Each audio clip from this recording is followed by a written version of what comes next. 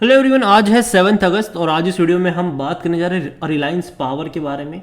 31 रुपये का शेयर है, 2% की तेज़ी। आज बाजार अच्छे मूड में था, शानदार तरीके से देखने को तेज़ी आज मिली है यहाँ पर।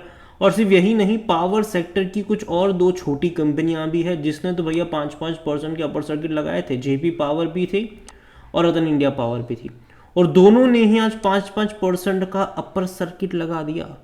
और अगर आप चाहते हैं कि मैं इन दोनों के ऊपर भी एक डिटेल वीडियो बनाऊं तो कमेंट में इसका भी नाम लिखिएगा। जितनी ज़्यादा कमेंट आएगी उतना ही जल्दी वीडियो आएगा। तो वापस लौटते हैं रिलायंस पावर की तरफ। तो देखिए, तेज़ी तो यहाँ पर आई है, लेकिन पिछले एक महीने में अगर आप देखोगे तो एक अच्छी रफ्तार थी। 26 रुपये से भागकर 34 पे गया था, 34-35 पे गया था। बाद में लगातार 2 दिन गिरावट भी रही। हालांकि मंडे ट्यूसडे को मार्केट भी बहुत अच्छे मूड में नहीं था। आज एटलीस्ट मार्केट में बहुत बड़ी तेज़ी थी, तो यहाँ पर भी हल्की सी तेज़ी देखने को मिली ज़रूर है। और बात करेंगे उन सारी चीज़ों के बारे में कि सपोर्ट कहाँ पर है और रेजिस्टेंस कहाँ पर है, और रिलायंस पावर एक सही बेट हो भी सकता है कि नहीं, उसके बारे में भी हम डिस्कस करेंगे। खबरें क्या चल रही है, बात करेंगे। लेकिन उससे पहले चैनल को सब्सक्राइब नहीं किया तो प्लीज़ ज़रूर कर लीजिएगा। तो 31 रुपये का शेयर है, 12% की तेज़ी। एक साल में देखो तो 70% की तेज़ी। लेकिन ग्राफ इंटरेस्टिंग है। एक बड़ी रफ्तार हमने देखी थी, यहाँ पर 32 पे गया था, वापस गिर कर आया ये 20 पर, वापस तेज़ी आई 33 पे गया, वापस गिर कर आया ये 22 पर, वापस तेज़ी आई 31 पे गया, वापस गिर कर आया ये 27 पर, वापस तेज़ी यहाँ पर आई थी 34-35 पे गया, वापस गिर गया ये। तो ये हो रहा है यहाँ पर कि बड़ी तेज़ी के बाद गिरावट, तेज़ी गिरावट देखने को मिल रही है। एक साल में 70% रिटर्न बहुत अच्छा है, डेफिनेटली बहुत अच्छा है। लेकिन अगर मैं कंपेयर करता हूँ इसको इसी के जॉनर की दो कंपनी जेपी पावर के साथ, तो उसने एक साल में 160% का रिटर्न बना कर दिया है।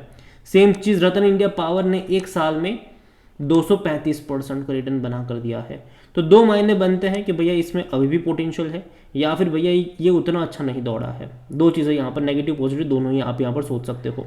और जहाँ तक 5 साल की बात करें तो 750% का ग्रोथ भी है। और देखो, ग्राफ इंटरेस्टिंग है, लगातार भागा है, बड़ी तेज़ी के बाद रुका भी है। और जो बड़ी रफ्तार यहाँ पर देखने को मिली थी वो एक्चुअली 2023 मार्च में आई थी, और वो लगातार उसके बाद दौड़ा ही है। ग्राफ देखोगे तो लगातार ऊपर की तरफ जा रहा है, लेकिन बीच बीच में झटके लगे हैं, बीच बीच में गिरावट डेफिनेटली यहाँ पर देखने को मिली है।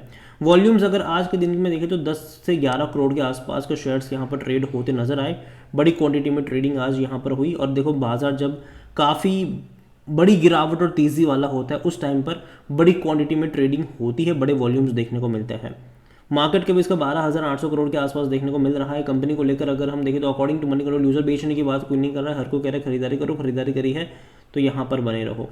इतना ही नहीं, इनके रिजल्ट्स भी आने वाले हैं जून के। हालांकि कब आएंगे कोई डेट अभी तक सामने नहीं आई, लेकिन जैसे ही रिजल्ट्स आएंगे बात डेफिनेटली हम उसके बारे में करेंगे, क्योंकि नतीजे बहुत ज़्यादा इंपॉर्टेंट हो जाते हैं इन जैसी छोटी कंपनियों में, क्योंकि वो आने वाला पिक्चर, आने वाला रोड मैप बताने का काम करती है। तो रिजल्ट्स एक्चुअली में बहुत ज़्यादा इंपॉर्टेंट हो जाते हैं कि कैसे नतीजे आएंगे जून के, और उसके ऊपर बहुत कुछ डिपेंड भी करेगा। और जहाँ तक बात करें वैल्यूएशन की, तो देखिए नेगेटिव में पी है, क्योंकि कंपनी जो है वो लॉस मेकिंग है, प्रॉफिटेबल नहीं है, अभी भी प्रॉफिट नहीं कर रही है, कोई प्रॉफिट नहीं है। लेकिन अगेन, लॉस मेकिंग होने के बावजूद भी इसने पिछले कुछ सालों में बड़ी तेज़ी दिखाई है शेयर प्राइस में, क्योंकि देखो मार्केट अज्यूम करके चल रहा है कि आने वाले टाइम में पावर सेक्टर में पैसा तो बनेगा। जो भी कंपनीज है, पैसा डेफिनेटली वहाँ पर बनेगा। हालांकि ये चीज़ भी ज़रूर है कि ऐसा ज़रूरी नहीं है कि हर कंपनी पैसा छापेगी। बड़ी बड़ी कंपनी और अच्छा पैसा छापेगी, जैसे कि अदानी है, टाटा है, वो और अच्छा पैसा छापेगी, वो अपने बिजनेस को और बड़े पैमाने पर एक्सपांड भी कर पाएगी। लेकिन जो छोटी कंपनी है, चाहे जेपी पावर है, इवन रतन इंडिया पावर है, या फिर रिलायंस पावर है, ये अनिल अंबानी की कंपनीज है, यहाँ पर कुछ कंसर्न्स रहेंगे कि क्या ये अपने आप को एक्सपांड कर पाएंगे। ये कंसर्न हमेशा रहने वाले हैं यहाँ पर। और शॉर्ट टर्म के लिए तेज़ी डेफिनेटली यहाँ पर बनेगी, लेकिन लॉन्ग टर्म का मतलब अगर आप 5-6 साल का रोड मैप लेकर चल रहे हो तो वो आप इन कंपनियों में लेकर नहीं चल सकते। वो आप टाटा के साथ लेके चल सकते हो, लेकिन यहाँ पर आप लेके वो रोड मैप लेके नहीं चल सकते हो। जहाँ टाटा पावर अगर आप देखो तो भैया ईवी में भी घुस चुके हैं, चार्जिंग स्टेशन जो है वो सेटअप वगैरह कर रहे हैं, इसके अलावा रूफटॉप सोलर बहुत कुछ कर रहे हैं। जबकि रिलायंस पावर जो है, इवन बाकी पावर कंपनी, जो छोटी पावर कंपनी, वो अभी भी उनके सामने पीछे है, काफ़ी पीछे है। तो ये कंसर्न डेफिनेटली यहाँ पर रहेगा। अगर आप इनके फाइनेंशियल्स को भी देखोगे तो हालांकि लास्ट क्वार्टर के नंबर डेफिनेटली अच्छे थे, रेवेन्यू स्पेसिफिकली डबल हो गए थे, 4,000 करोड़ से भी ज़्यादा के रेवेन्यू थे, लेकिन प्रॉफिट देखो तो सिर्फ 400 करोड़ का लॉस था यहाँ पर, जबकि इससे पहले के क्वार्टर में 1100 करोड़ का लॉस था। हालांकि उससे पहले लॉस से अगर लॉस था वो 250 से 300 करोड़ का था, तो लॉस अगर आप देखोगे तो ज़्यादा लगेगा आपको, ठीक है। हालांकि बीच में 2 क्वार्टर ऐसे भी आते हैं जहाँ प्रॉफिट भी दिखा देते हैं ये, जैसे कि 2,900 करोड़ का प्रॉफिट था, सॉरी इनका रेवेन्यू था मार्च 2023 में, और प्रॉफिट 331 करोड़ का हो गया, लेकिन अगेन ये वन टाइम प्रॉफिट आया था उस टाइम पर।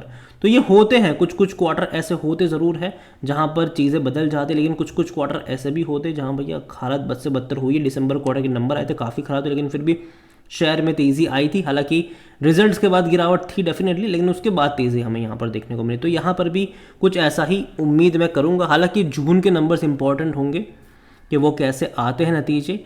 और देखिए यहाँ पर ना मार्केट अगर अगर देखो जब पूरा मार्केट नेगेटिव होता है ना, ठीक है, तो जो बड़ी कंपनीज होती है वो 1-2% गिरती है, 2-3% गिरती है, लेकिन यहाँ पे सीधे लोअर सर्किट लगते हैं। तो याद रखिएगा इस चीज़ के बारे में, ठीक है। ऐसी कंपनियों में से होल्डिंग को लेकर देखें तो यहाँ पर प्रमोटर की होल्डिंग 23.24%, लेकिन प्रमोटर ने अगर आप देखोगे तो बिकवाली करी थी मार्च क्वार्टर में। अभी उनके पास कुल 23.24% की होल्डिंग है। म्यूचुअल फंड के पास 0.22% का स्टेक है। डोमेस्टिक इंस्टीट्यूशन देखोगे तो 2.84%, लेकिन बड़ी क्वांटिटी बेच के बैठा है ये। डोमेस्टिक इंस्टीट्यूशन जो था वो मार्च में 4.76% पे था, 2.84 पर आ गया। एफआईएल्स अगर आप देखो तो हालांकि उन्होंने भी बिकवाली करी, 13.01% से बेचकर 12.71 पर ये भी आ गए हैं। रिटेल और अदर के मिलाकर 60.99% की होल्डिंग है, जिनमें से 28.29% रिटेल इन्वेस्टर के पास है और 32.70% अदर पार्टीज़ के पास देखने को मिल रहा है। तो देखिए ओवरऑल मैं इतना ही कहूँगा आपसे रिलायंस पावर के लिए कि अगेन मुझे नहीं लगता कि कंपनी ख़राब है, लेकिन फंडामेंटली अभी इसके काफ़ी ज़्यादा वीक नज़र आ रहे हैं।